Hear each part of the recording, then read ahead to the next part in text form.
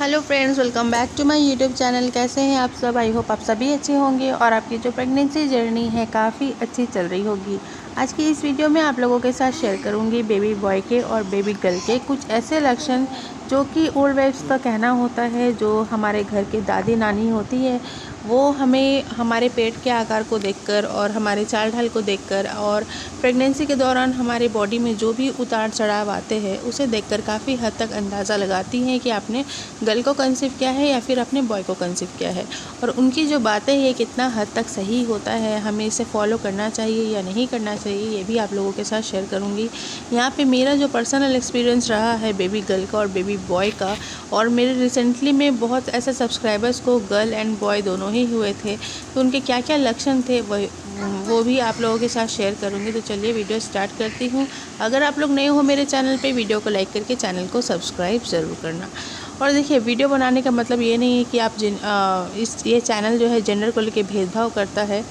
आप जब 9 month pregnant रहते हो तो आपको काफ़ी सारी जिज्ञासा आपके मन में रहती है, जानने की इच्छा होती है कि हमने जो कंसीव किया है वो आने वाला जो बेबी है वो गर्ल है या फिर बॉय है, हम किसके लिए शॉपिंग करेंगे, हम किसके लिए रूम डेकोरेट करेंगे। क्योंकि 9 मंथ जो है ना बहुत ज़्यादा सरप्राइज़ जैसा लगता है, हमें 1 दिन 2 दिन सरप्राइज़ वेट नहीं होता है। तो ये तो 9 मंथ की जर्नी रहती है, तो सबको ही जानने का बहुत ज़्यादा ही मन करता है।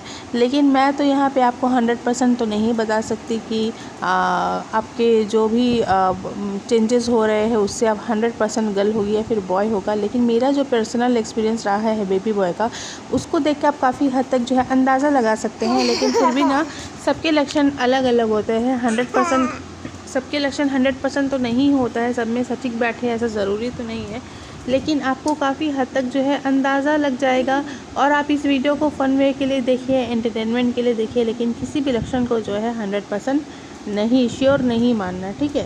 क्योंकि सबके लक्षण अलग अलग होते हैं। यहाँ पे टोटली मेरा जो सब्सक्राइबर्स है और मेरे जो लक्षण थे वही आप लोगों के साथ मैं शेयर कर रही हूँ, आप इसे फ़न वे में ले सकते हो। तो देखिए, सबसे पहला लक्षण जो ओल्ड वाइफ्स का होता है ना, उनका बहुत वो आप गूगल में भी अगर सर्च करोगे ये चीज़ वहाँ पे भी आपको मिलेंगे, ठीक है?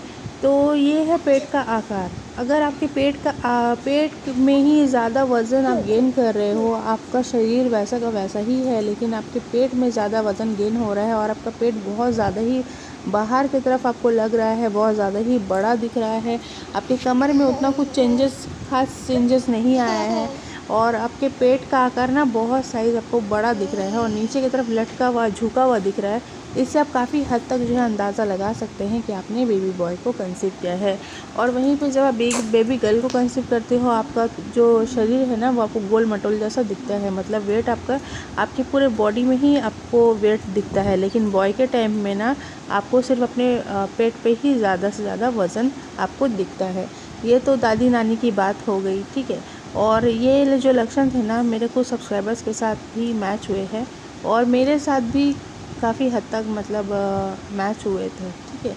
लेकिन फिर भी मैं यही आप लोगों को बोलूँगी कि सब में सटीक बैठेगा ऐसा ज़रूरी नहीं है। ओल्ड वाइफ जो दादी नानी होती है हमें बताती है, उनके लक्षण हर लक्षण रॉन्ग होते, मैं ऐसा भी नहीं बोलूँगी, लेकिन कहीं ना कहीं 60% मेरे टाइम में 60-70% तक मैच हुए थे। वहीं पे 30% उनके लक्षण जो है मेरे साथ मैच नहीं हुए थे, ठीक है?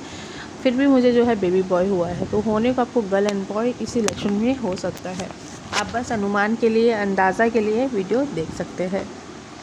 और बहुत किसी को ये रहता है ना कि मैम मुझे पहले से 2 बेटे हैं, अब एक बेटी हो जाए, अब या फिर पहले से मुझे एक बेटी है अब मतलब बेटा हो जाए।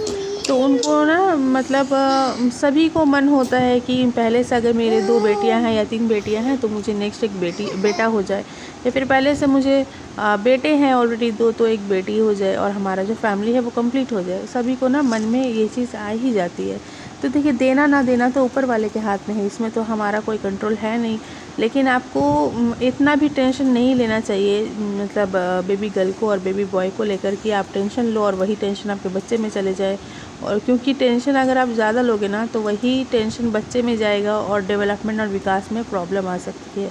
तो प्रेगनेंसी के दौरान जितना आप हो सके हैप्पी रहिए, आपके लिए जो बेस्ट होगा ऊपर वाला आपके लिए वही करेगा, तो आपको इतनी टेंशन लेने की ज़रूरत नहीं है।